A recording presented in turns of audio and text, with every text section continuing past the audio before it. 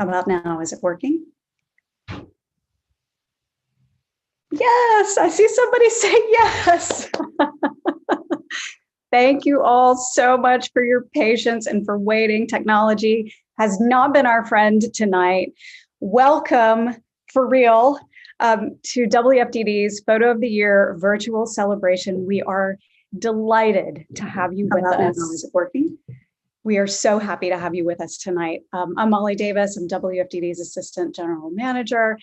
To get everything started, we're going to kick off with a slideshow of all the 2020 photos. We want you to see all of them. It's just a quick 2-minute slideshow. I'm going to share my screen so you can see these. We'll watch these, and then I'll be right back with you. So let me share my screen, and let's all cross our fingers, if you would, please, that the technology continues to work. Here goes.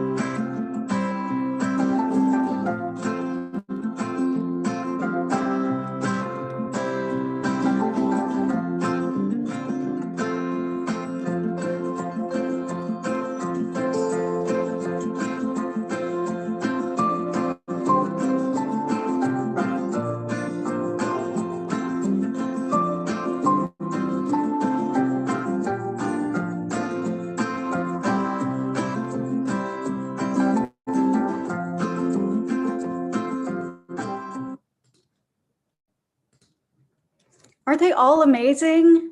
So many incredible photographers.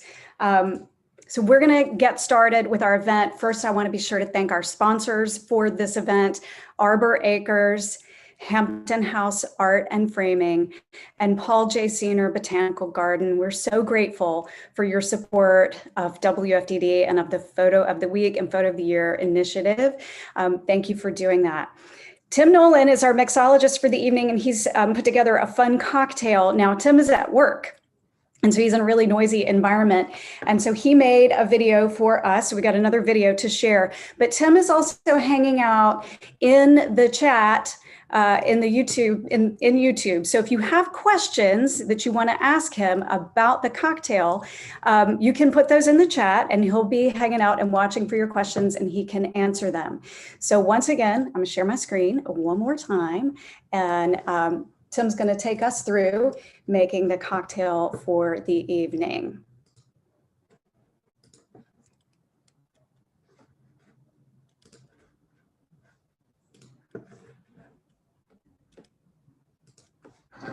Hi y'all, welcome to Fair Witness Fancy Drinks. Tonight we're going to make a cocktail and a mocktail. They're going to be sort of similar, but we're going to talk about how we can use some pretty simple ingredients and make something awesome. Let's do it.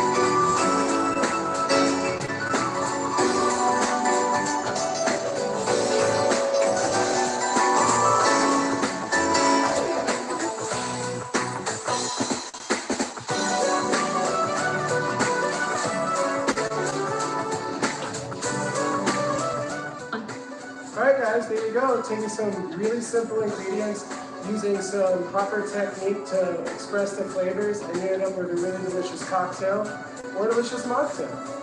You guys have a great night.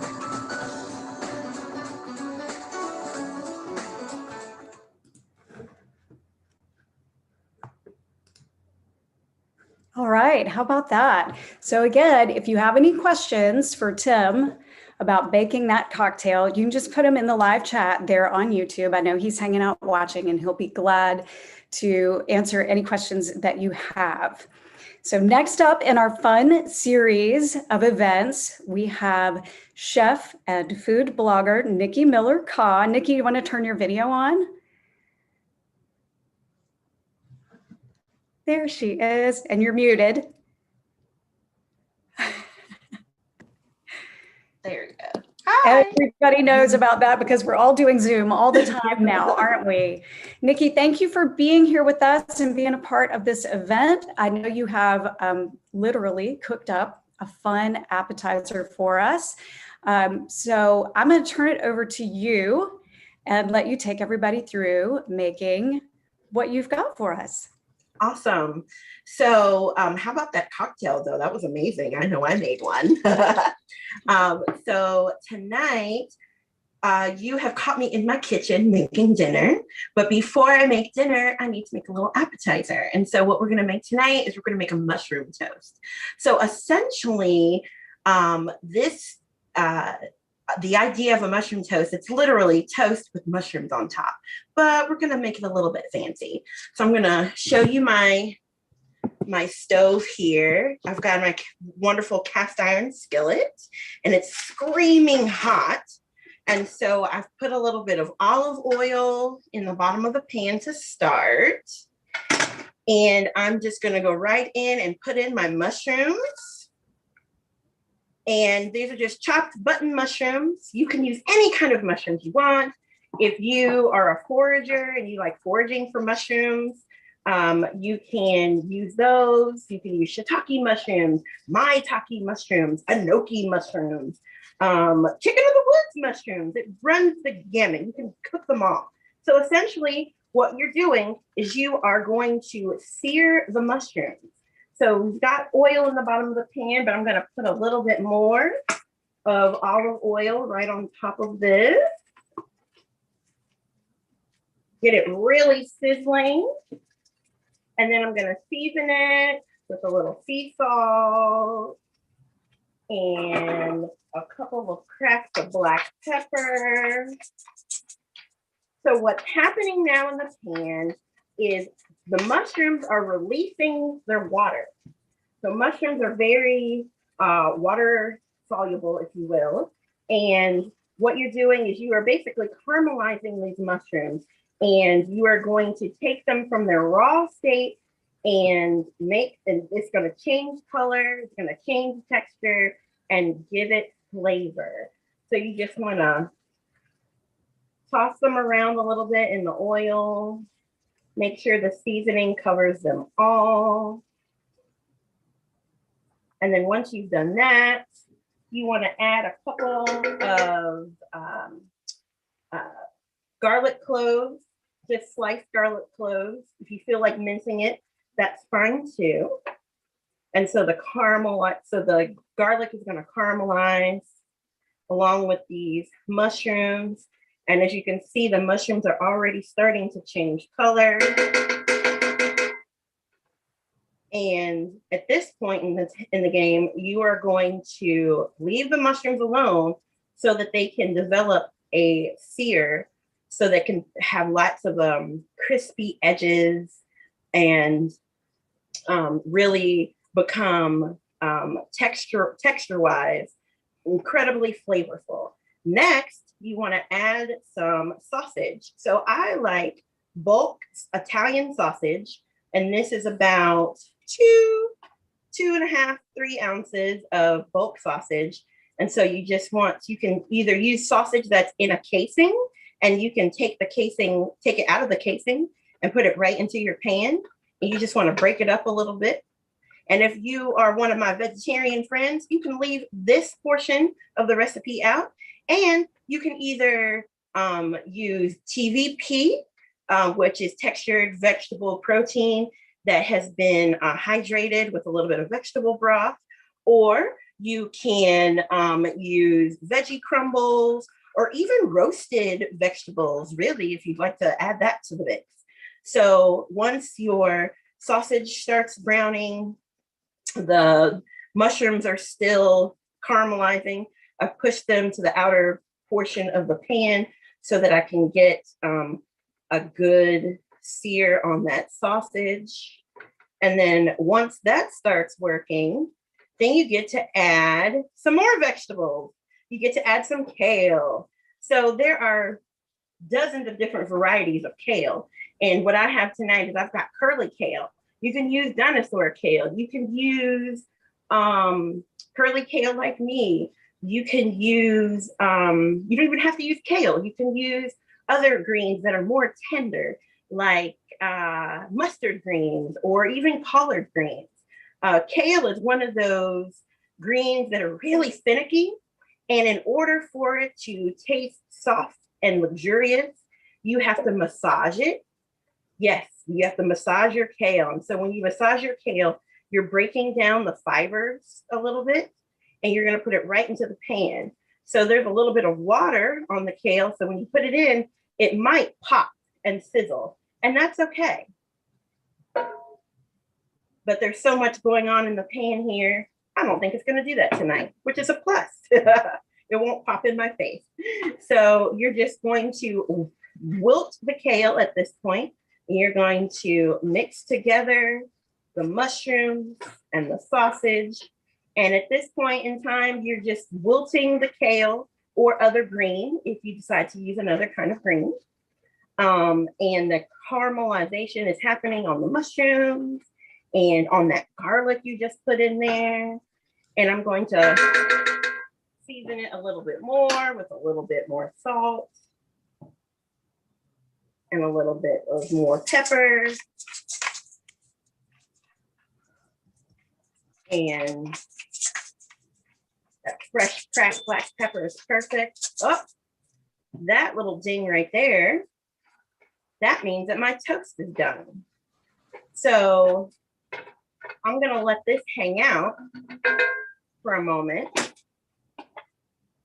And I'm gonna show you my toast.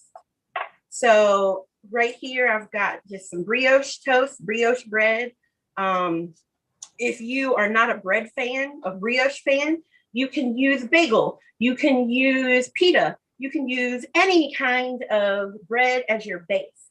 So once that hot toast comes out of your toaster or your toaster oven, you want to take a cut piece of garlic and you just want to rub the piece of bread with that garlic. So essentially what this is bruschetta. So I know you've seen bruschetta in restaurants and on other menus, and it's bread and it's topped with a tomato topping, maybe a little basil, a little onion, maybe even a little balsamic dressing. Well, that tomato, that's actually the toppings of bruschetta. What bruschetta is literally hot bread that has been rubbed with fresh, raw garlic, and it gives it a wonderful flavor. So at this point, you can put some butter on it if you'd like to gild the lily a little bit and make yourself some garlic bread. And then after you've done that, we'll go back to our pan here where everything is coming along. You see the bright green of the kale, it's breaking down. You see those lovely mushrooms and that sausage really coming together now. So once your kale has wilted to your satisfaction, you can take your mixture here and you can put it right on top of your toast. And you just want to pile it on. Just pile on the mushrooms, pile on the kale, pile on the sausage, or your veggie crumbles, whatever it is that you have in your pan. Right on top there. And then once you've done that, you put a little bit more mushroom on top here. Doesn't that look good? So once you've done that, then you take your favorite cheese. I love Swiss. So I'm putting Swiss on top of my mushroom kale mixture here. And then you just put this bad boy right into the oven, broil it, because you are going to melt that cheese and get it all bruleed and nice. And then once you've done that, when it comes out of the oven, it looks just like this. So we've got our wilted kale, we've got our mushrooms underneath. And then, yeah, you're gonna put a little bit more stuff on top. You're gonna put a little bit of Parmesan cheese, because why not? More fresh cracked black pepper. And the pièce de résistance, a little squeeze of lime, or not lime, lemon. But if you have a lime and that's all you have, go ahead, sprinkle a little lime on there. And I've got lemon.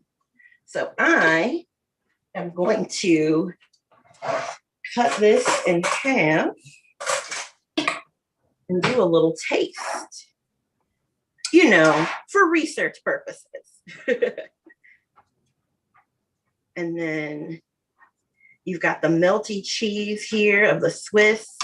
You've got those lovely caramelized onions, or not onions, garlic, even though garlic is a member of the onion family. And you've got your kale, and you're good to go for your favorite new appetizer. So if you enjoyed this recipe, or you decide to make it at home, I have many more recipes at my blog, which is nicksnacksonline.com, or you can follow me on social media at nicksnacks on everything, on Instagram, Facebook, Twitter. I have plenty of recipes, and this is it. Wonderful. Thank you so much, Nikki. That looks amazing. I have to say that looks almost like a meal to me. It looks really good. I like the Parmesan cheese because why not, right? Nikki, can you hang around in case anybody has questions about? Absolutely. I am here online ready to answer any questions, whether it's about this mushroom toast or anything else. Wonderful. Well, thank you again for being with us tonight. We're going to move on to the main event, photography. I wanted to talk just a little bit with you all about our Photo of the Week and Photo of the Year initiative, which we really launched several years ago to highlight the creativity that is ever present here in all of the communities we serve. All of our listeners are so creative, but also to highlight through your creativity the beauty of the area where we live. And that has really, really happened. What we weren't expecting was just how meaningful your photos, all the photos from all the photographers are to us. And I'll just tell you, just for me personally, we get an email notification every time someone submits a photo. And I absolutely cannot wait every time one of those comes in to open that email and see the photo. And there is not a single one that does not move me in some way, where it either makes me smile or makes me say, oh, or I say, wow, it's just incredible. Our marketing and traffic manager, Jennifer Barrett, is who picks the photo each week to share in our weekly roundup email and on social media. And I do not envy her having to make that choice at all, because we get so many incredible submissions. And I wish everybody could be a winner, really, but we have narrowed it down to 7. We're going to hear from them in just a moment. But right now, I want to welcome Bill Carpenter. Bill, do you want to turn your video on? Here he is. Hey, Bill. It's so good to Hello. see you. Good to see you. Bill is the executive director of the Southeastern Center for Contemporary Art, who has been our gallery partner for our Photo of the Year initiative since the very beginning. And I invited him to be with us tonight. We were not able to do this at SECA this year as much as we wanted to. It just, it was not in the cards. But I wanted Bill and SECA to be a part of this. They were a part of the panel of judges that narrowed the photos to the top 7. But I thought, Bill, I hoped you might talk a little bit about our partnership and sort of the whole concept of bringing community photography into the gallery.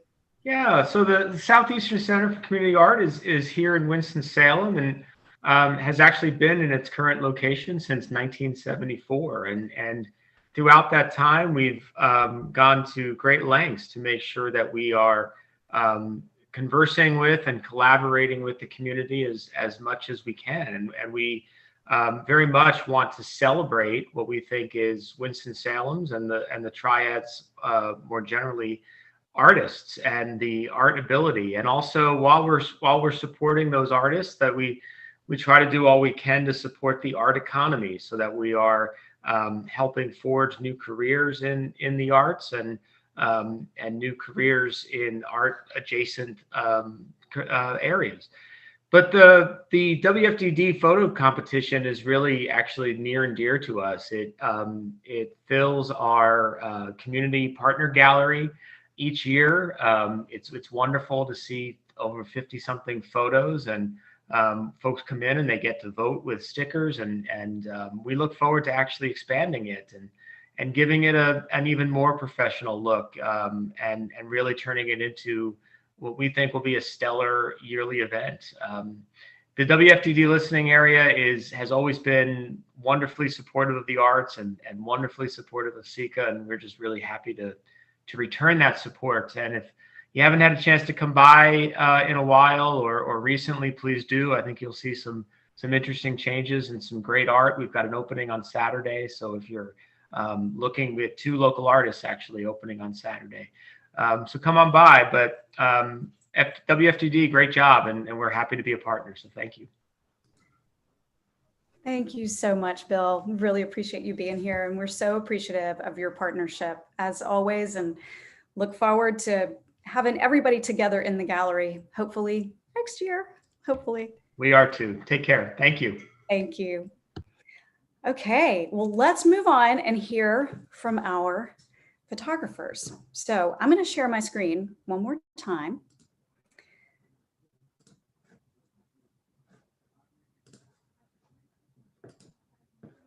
Okay. So one by one, we're going to step through our top 7 photos. And this photographer, Mac Walker, Mac was not able to be here this evening. Mac's a local musician. He had a gig tonight, but he sent a statement, and I'm just going to read that for him. Mac says, "I grew up going to Salem Lake. My dad took me when there was barely a trail. I've since taken all 3 of my kids.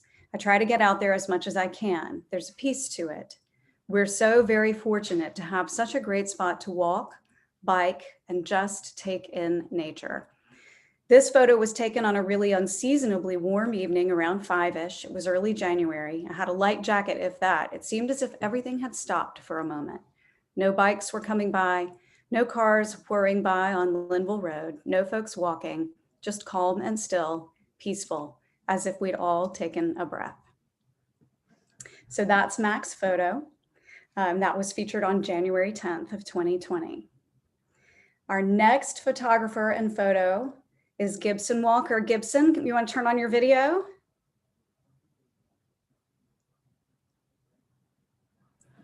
Hey. Hey, Gibson. How are you? Good. How are you? About your photo of Lucky? Well, around the time we had just adopted him a few months back, and me and my family like to go out to our grandparents and walk along the road over there. And one night we went walking, and I was taking a few photos and everything, and all of a sudden I got the idea to get my sister to hold the flashlight above my dog and get him to look up, and I took the picture, and that was how the photo came to be. Wonderful. Well, Gibson, thank you for submitting it, and thanks for sharing this evening. This is Lucky the dog, and this was featured on February 7th, 2020. Next up, we have this photo from Christy Robinson and Melody Muse. Melody, did I say your name right? Will you both turn on your videos? You did. That's perfect. Thank you. Yay. Christy, are you with us?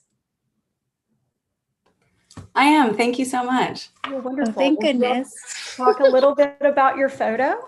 Well, thank you so much for having Mel and I today and for having this wonderful event. We really appreciate it. This photo will always hold a special place in my heart. Firstly, because it was one of those special warm days in February after a long and cold winter, and Melody and I took our kids for a walk on our flooded greenway, and they were delighted to get totally filthy in the puddle. And we snapped this great photo. As you can see, the joy on their face still fills me with hope. But unbeknownst to us, this was one of the last carefree play dates that we could have before COVID hit America and the world, shut down. And the quote that we paired with it that feels so hopeful still speaks to me now. I know the rain is cold, my dear, but dance in it a little while you wait for the sun. As the vaccine rollouts are moving along so well, and I'm again filled with hope that we're getting back to untroubled times. Yes, exactly. Well said, Christy. Melody, did you have anything else you wanted to add? No, we talked about it before, and that's exactly what we felt. We didn't know what to expect. We were like, okay, it's kind of flooded. They can jump in a few puddles. And this was the beginning of it. By the end, my kids were riding in their car seats in their underwear. Like, we're all so dirty. they were super buddy, and we were just like, this is fantastic. We love it. And I mean, I show the kids this picture and they immediately remember that day and how much fun it was. And it makes me smile every time. Well, thank you for submitting it. It was featured on February 14th. Thanks to you both so much. And thanks for sharing that backstory. We really enjoyed hearing from you. Wonderful broadcast that you do. Thank you. All right. Next, featured on March 13th, 2020. Joe, you want to turn on your video? Yeah, can you see me? Yes, absolutely. Okay. All right. Yeah, this was taken up at the Pilot Mountain, and I'm a member of the Forsyth Astronomical Society, and a couple times a year we like to go up there for a star party, for a public star party, because that's really the closest place that you can get fairly dark skies. And I was trying to get this picture for years, and the problem is the park closes pretty much at dusk.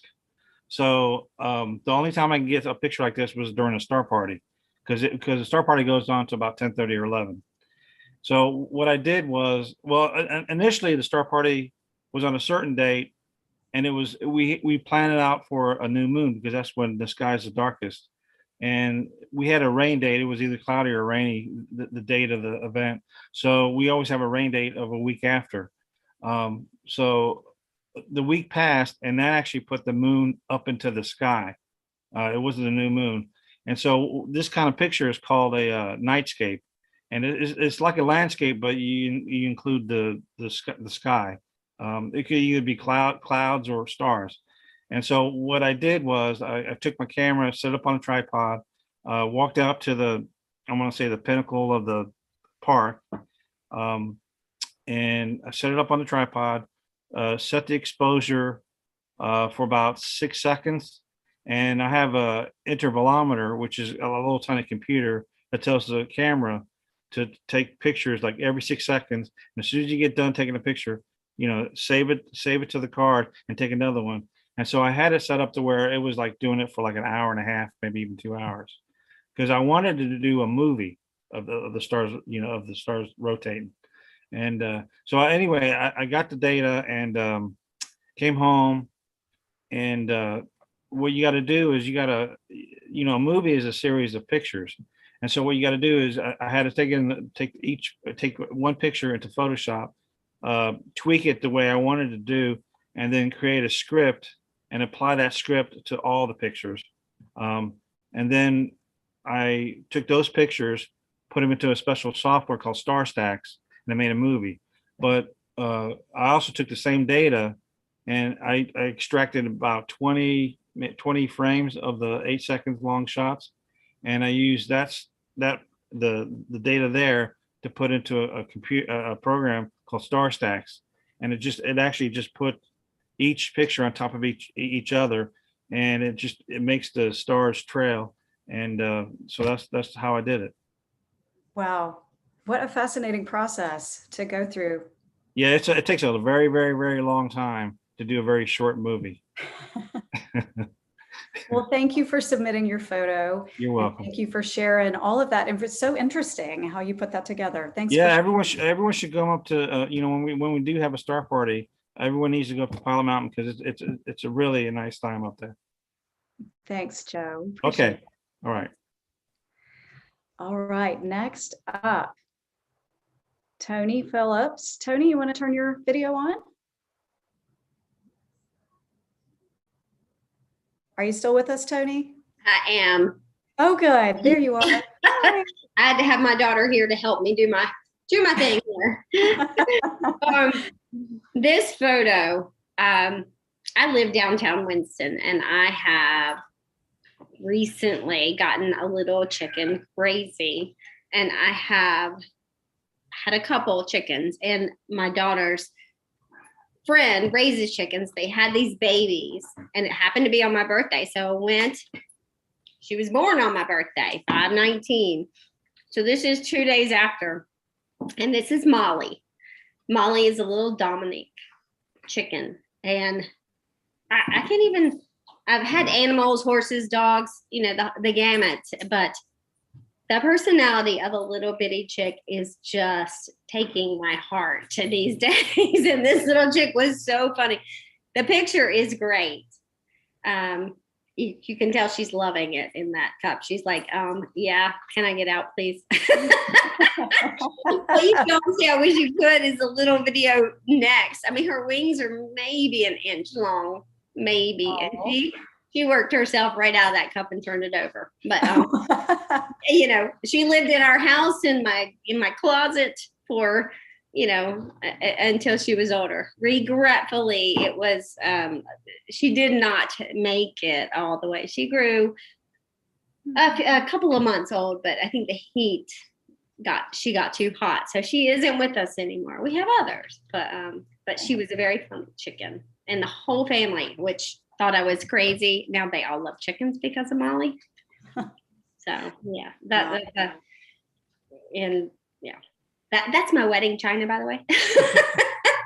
First time I've used it. That's a good use for it. It's right for Molly. Yeah. Well, thank you, Tony. This was featured on June 19th, and we appreciate you sending in your photo and sharing with us this evening. Well, thank you. Thanks. All right, next up, Megan Royal.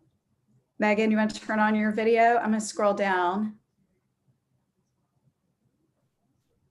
Hey,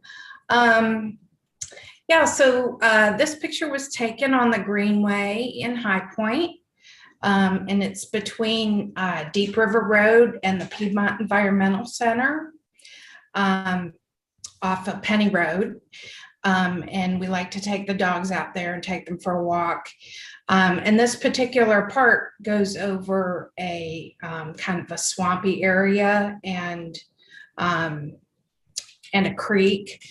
And right now, because it's springtime, the spring peepers are out and they are so loud out there, and they're all harmonizing, trying to find the love of their lives. But this particular picture was taken, I think it was about last fall. And it's just a really peaceful walk most of the time. There aren't too many people that walk out there. And it's a fun walk to do. It's not too hilly, and the dogs my dogs are kind of old. It's an easy walk for them and an easy walk for me. So it's just, it just hit me as a beautiful, the curves and the vertical lines and the horizontal lines and the perspective in it. It was just a perfect shot, it seemed. Well, thank you for sending it in. And I'm gonna have to go out there if the spring peepers are out. I love the spring peepers. They're so loud right now. Well, this one was featured on July 31st. And thank you for submitting it. And thanks for being with us to share tonight. Thank you so much. All right, last but never least, Deborah. You want to turn your video on? Yes. Well, first, thank you to WFDD for all you do to create these opportunities to build community. And it's just been wonderful hearing the stories from each of these photos. I do photos for Sugar Valley Airport, and we live real near there, and there's a large lake there. And since we've moved here, I've just learned to watch the birds and all the other critters that live around the lake. And this summer, I noticed, well, I thought this was one of our herons, but then when I got the photo back and looked at it more closely, I realized it was something different. And this is a tricolored heron that just migrates to this area, possibly in July through August, September, and then we'll go back to the coast. And I thought it was just such an exquisite bird. I've had a lot of fun doing photos of birds. It's kind of like a magical experience. You connect with the bird in a way.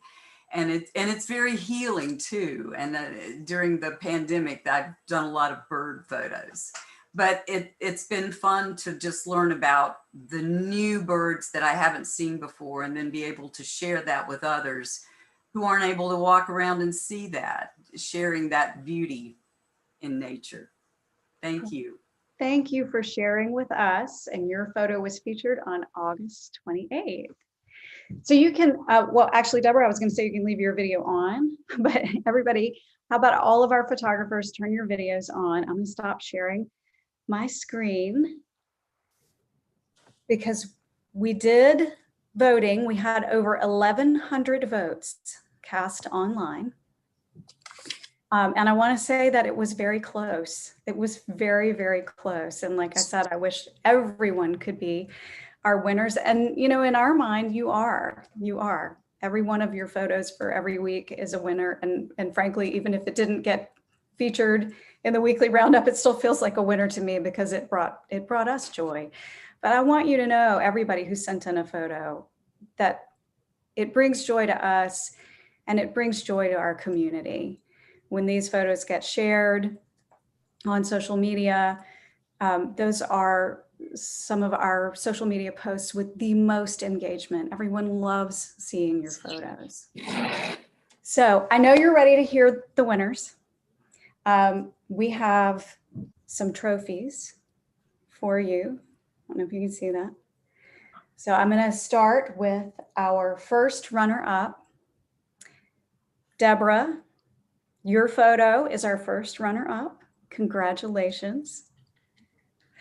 Our second runner-up, Megan, you are our second runner-up. Congratulations.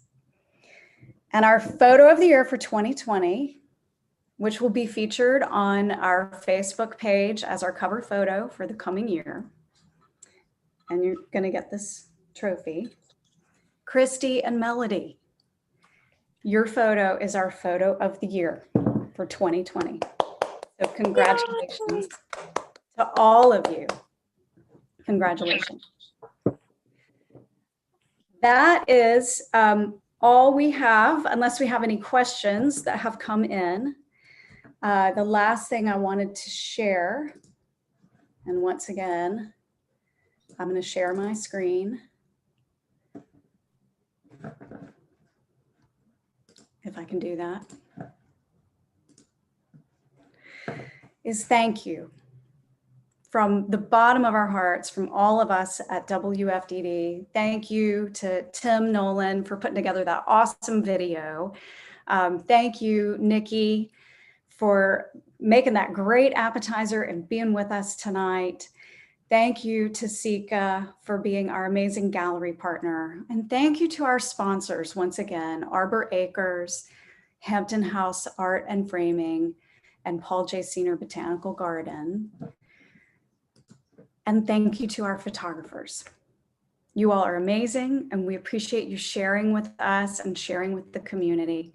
And we thank you for being with us tonight. And thank you to everybody watching on YouTube who was so patient to wait around while we wrestled with technology. We're so sorry about that, but we appreciate you for being with us tonight and your wonderful, wonderful patience and enthusiasm for Photo of the Week and Photo of the Year. That is all we have, and we wish you a wonderful evening. Good night.